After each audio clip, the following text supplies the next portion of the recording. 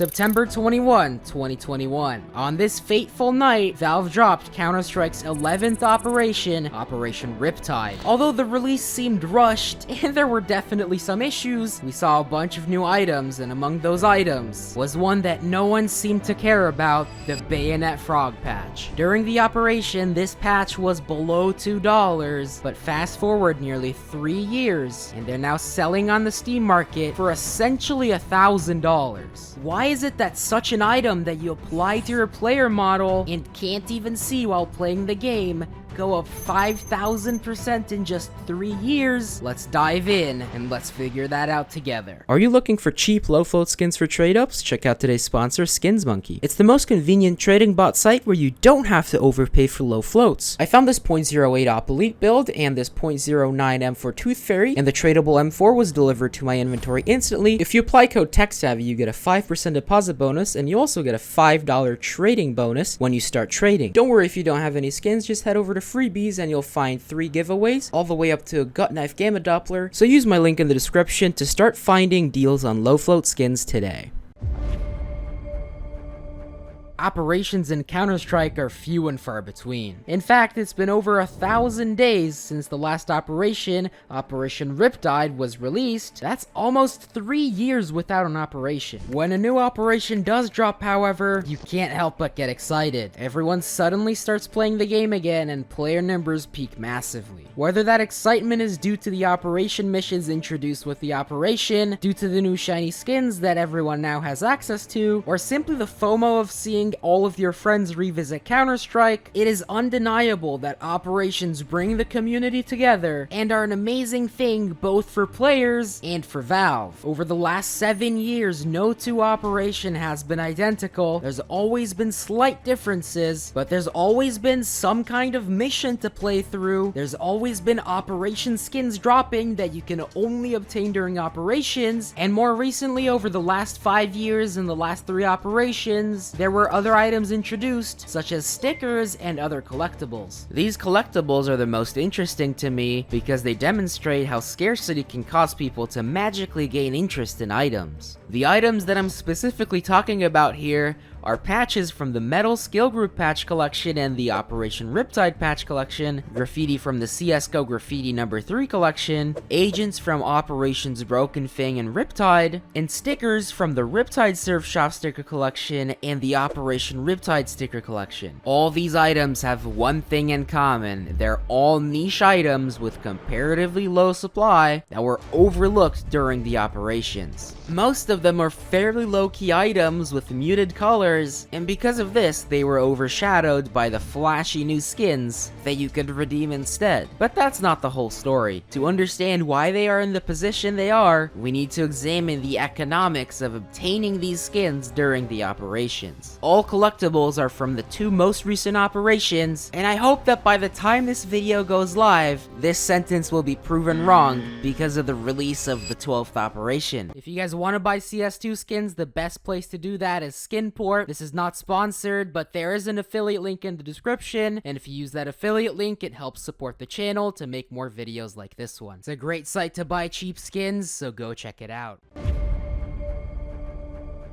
To get the items, you had to redeem stars in the operation shops, and you could either buy 100 stars for $44.99, costing you 45 cents per star, or you could buy an operation pass for $14.99 that would allow you to play missions. Completing these missions granted you with a total of 101 operation stars that you could redeem in the operation shop. So assuming you got all of your stars through the missions, you essentially paid 15 cents for each of the stars. But before we dig deeper, let's talk about Jimmy and Johnny. Jimmy and Johnny have a very different outlook on Counter-Strike skins. Jimmy is your average gambler. He opens his weekly dropped cases, and he's struggling to pay his rent. Johnny, on the other hand, is a little bit smarter with his money. He does profitable trade-ups, and spends his free time analyzing the skins market to look for opportunities to make some profit. Jimmy and Johnny perfectly symbolize the 2 types of Counter-Strike players. The Jimmies spend all of their 100 stars, 40 stars or 60 cents at a time, to open the new operation collections, praying for the 1 in 4,000 chance of getting that rare covert skin. The Johnnies, on the other hand, did the math and realized that opening operation collections is financially a very dumb idea. Just look at the Anubis package. It has a 24% return on investment, and while it's not a collection from an operation, the odds are identical, and so is the cost if you bought your operation stars instead of playing the missions. Johnny figured out that purchasing the operation case for 2 stars, or 30 cents, grants him with a guaranteed $1. Redeeming the patches costs the same as buying the case, but 90% of the time you get something worth 10 cents with only a 3% chance of getting a patch worth more than $1, so it's clearly not a great idea monetarily to redeem the patches. Agents are a little bit of a different story, as you can choose to buy whichever quality agent you'd like, and you get roughly 20 to 25 cents on them per star spent. This is still profit if you got your stars by playing missions, but it's still much worse than the 50 cents per star that you get from redeeming cases. Stickers are yet again a little bit different. While most of the time you get a sticker worth no more than a couple cents, there is a small chance to get a $3 sticker, the tier 6 hollows from Riptide, and the battle scarred hollows from Broken Fang. Additionally, they only cost 1 star, not 2. While the ROI is still much worse than getting a case, stickers are a good compromise between being fun to redeem and having a decent return for your stars. Based on this, it seems that there is reasonable incentive to redeem every type of item except for the Broken Fang graffitis and the Riptide patches.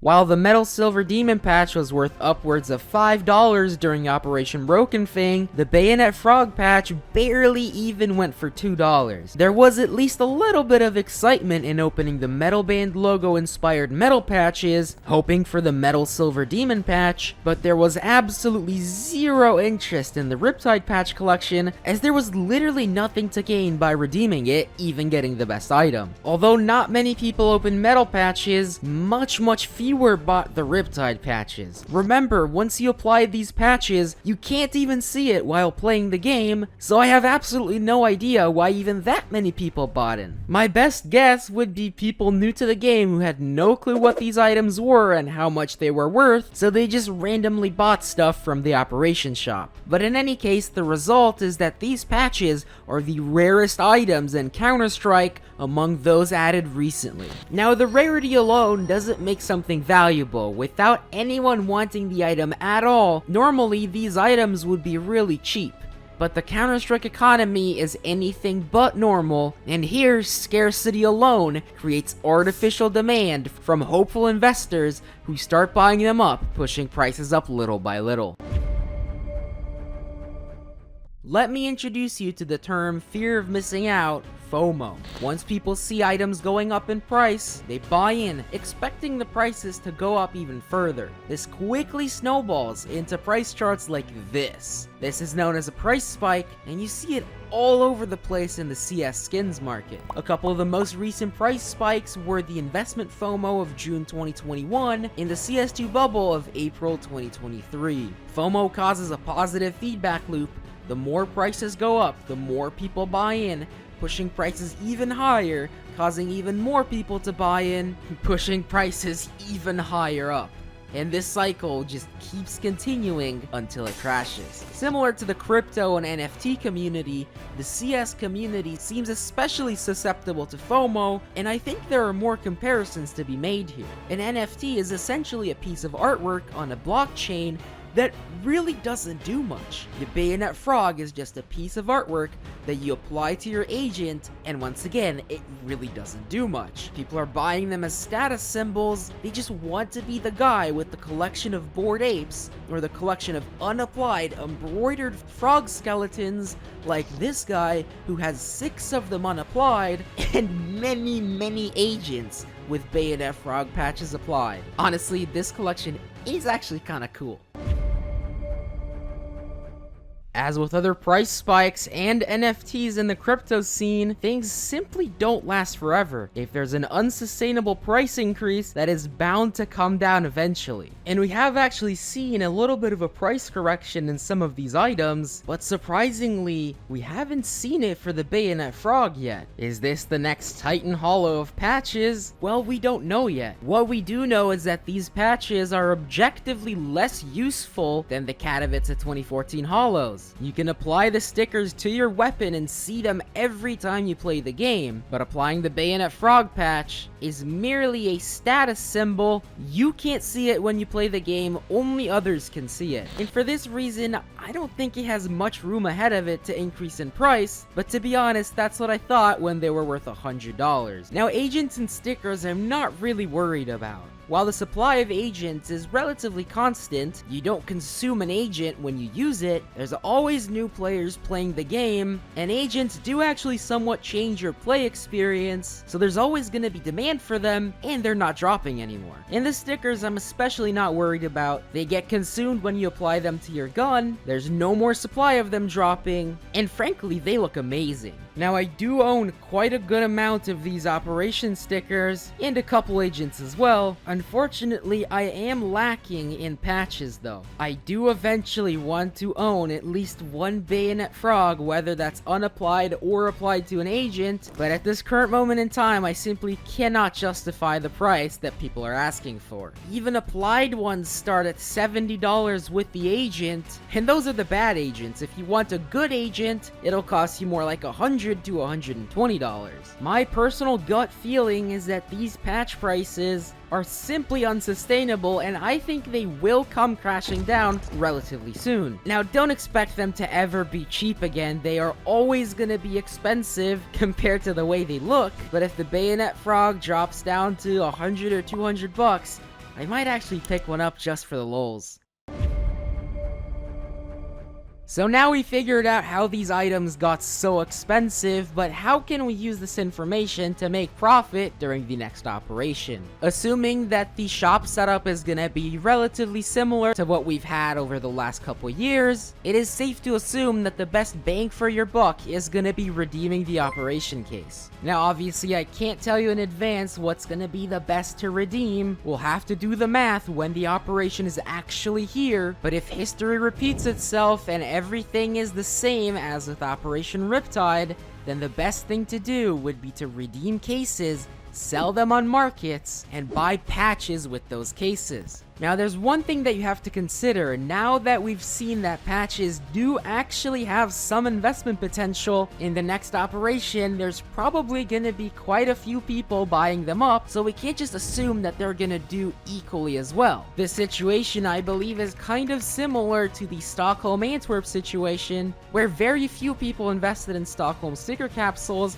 after seeing how burnt they got with RMR, and because barely anyone invested, the supply was low, but the stickers looked good, so the prices went crazy. So then when Antwerp came around, seeing how much money people made from Stockholm, people invested heavily, and Antwerp capsules didn't really go anywhere for a very long time. So in the next operation, we could see a lot larger supply of these patches or other similar rare items, so don't just headlessly invest in them, but do your own research, do the math, be Johnny and not Jimmy.